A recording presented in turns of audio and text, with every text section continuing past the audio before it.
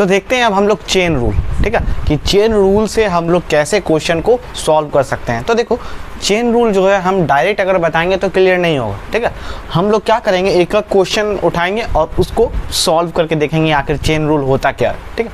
तो देखो जैसे पहला क्वेश्चन ऐसे तुमको बुक में दिया रहेगा, differentiate the following function with respect to x, ठीक है। तो ये पहला क्वेश्चन है, ये सेकंड क्वेश्चन है। तो हम लोग दोनों क्वेश्चन चेन रूल से हम लोग सॉल्व करेंगे। तो देखते हैं पहला क्वेश्चन, ठीक है।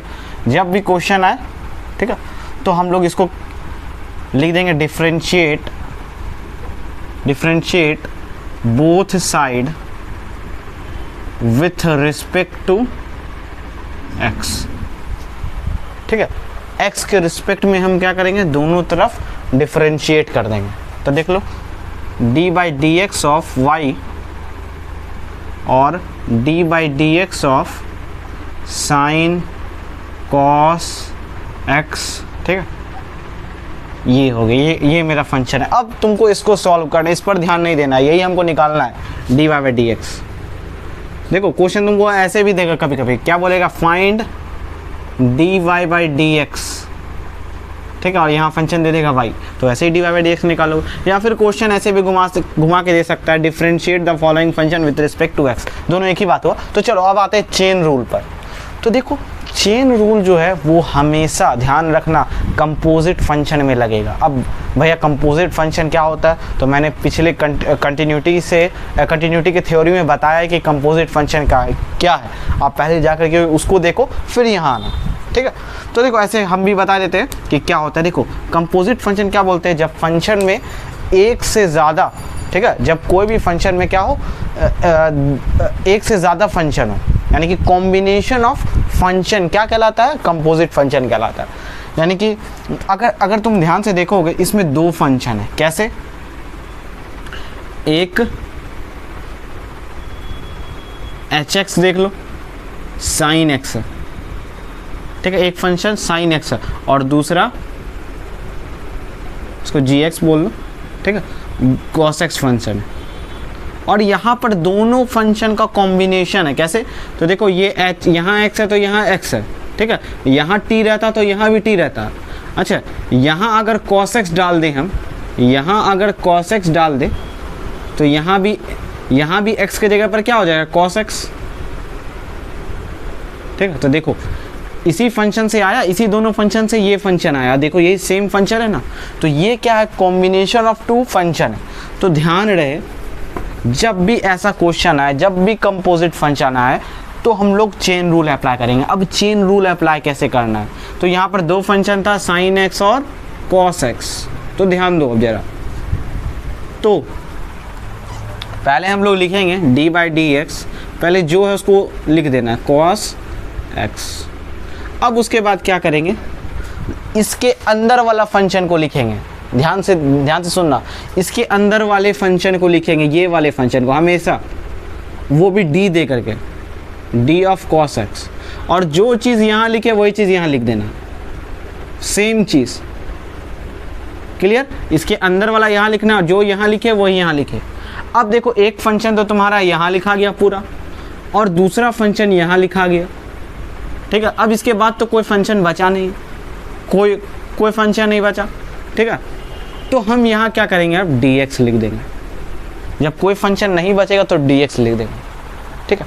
हो सकता है अभी फर्स्ट टाइम है तुमको समझ में नहीं आया, लेकिन अगर एक बार तुम पकड़ लिए इस रूल को तो तुम इससे बड़ा क्वेश्चन को सॉल्व कर दोगे, एकदम 1 मिनट में सॉल्व करोगे। तुम देख के खाली इसका आंसर बता दो। अभी थोड़ा सा तुमको टफ लग रहा होगा तो कोई बात नहीं, पेशेंस रखो, थोड़ा सा आ जाएगा समझ में। 1-2 क्वेश्चन करो, आगे एक्सरसाइज में भी क्वेश्चन करना तो वहाँ क्लियर हो जाएगा तुम, ठीक है। तो यही चीज़ यहाँ लिख देना और यहाँ लिख देना। अब तो कोई फंक्शन नहीं बचा, यहाँ dx। तो देखो अब तुमको ऊपर, अब नीचे वाले को तुमको नहीं देखना, नीचे वाले को भूल जाओ, ठीक है। हालांकि हम समझाने के लिए बता रहे हैं, ये साइन और ये मान लो x, तो साइन x का डिफरेंशिएशन क्या होता है, मान लो ये x है, x रहता तो क्या होता, साइन x का differentiation cos x। cos x क्या है, यही cos x ही है ना। साइन मान लो अभी ये x था तो साइन x का डिफरेंशिएशन क्या होता है, तो cos x। और अगर साइन ब्रैकेट cos x रहे तो इसका डिफरेंशिएशन cos x और सॉरी एक मिनट थोड़ा सा गलती हो गया। साइन ये x है, साइन x का डिफरेंशिएशन क्या होता है? Cos x। भूल से भी आगे मत x देना जैसे हम दिए थे, ठीक है। तो ये तुम्हारा इसका डिफरेंशिएशन हो गया इनटू कॉस x का डिफरेंशिएशन क्या होता है? यहाँ तो एक ही फंक्शन है, कॉस x का डिफरेंशिएशन माइनस साइन x। तो तुम्हारा फाइनल वैल्यू क्या हो गया? बस मल्टीप्लाई करके लिख दो। साइन x छोटा वाला उसको पहले लिख दो, बड़ा वाला फंक्शन को बाद में लिख दो, हो गया आंसर। नहीं समझ में आया तो चलो दूसरे क्वेश्चन पर चलते हैं, वहाँ भी देख लेते हैं। तो यहाँ तो दो फंक्शन था, कोई प्रॉब्लम नहीं था। यहाँ ज़रा ध्यान दो, पहला फंक्शन है cos x, दूसरा फंक्शन है sin x, फिर उसके अंदर भी फंक्शन है रूट x, यानी कि यहाँ तीन फंक्शन से मिलके बना है। तो बस पहले लैंग्वेज लिख दो, with respect to x, x के रिस्पेक्ट में डिफरेंशिएट करना है। तो दोनों तरफ dy dx लगा दो, और क्या।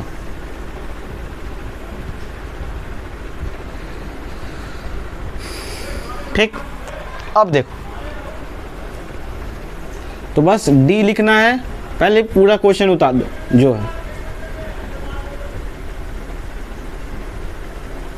तीन फंक्शन है, तो पहला यहाँ टोटल फंक्शन लिख दिया। अब उसके बाद दूसरा फंक्शन d के फॉर्म में लिखना है। दूसरा फंक्शन कौन सा है? Sine root x। और हम बताए थे जो चीज़ यहाँ लिखेंगे वही सेम चीज़ यहाँ लिखेंगे। ये दूसरा फंक्शन लिखा गया। अब तीसरा फंक्शन कौन सा है वो नीचे लिखाएगा। और हम बताए थे जो चीज़ यहाँ लिखाएगा वो यहाँ भी लिखाएगा,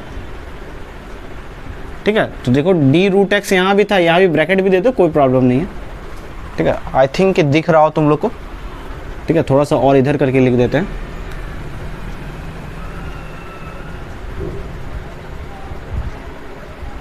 ठीक, तो बस हो गया क्वेश्चन सॉल्व।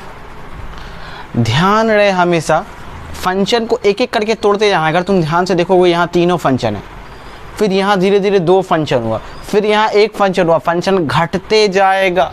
तुम इसको ब्रेक कर रहे हो, चेन रूल, यही चेन रूल है। यहाँ पहला ही लिखाया, ठीक है, फिर दूसरा, फिर तीसरा, डिफरेंशिएट कर दो। सिर्फ ऊपर वाला देखो, नीचे वाला देखने की जरूरत नहीं है। cos x, ये पूरा मान लो x है, cos x का डिफरेंशिएशन माइनस साइन x। अंदर वाला वैसे ही लिखा जाएगा, कुछ नहीं करना अंदर वाले को। फिर साइन x का डिफरेंशिएशन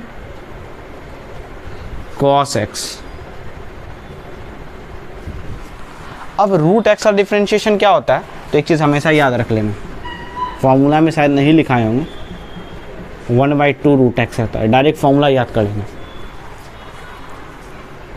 हो गया आंसर। अरेंज करके लिख दो। अभी भी अगर नहीं समझ में आया तो हम लोग क्वेश्चन में देखेंगे और क्लियर हो जाएगा, ठीक है। इसको नोट डाउन कर लीजिए।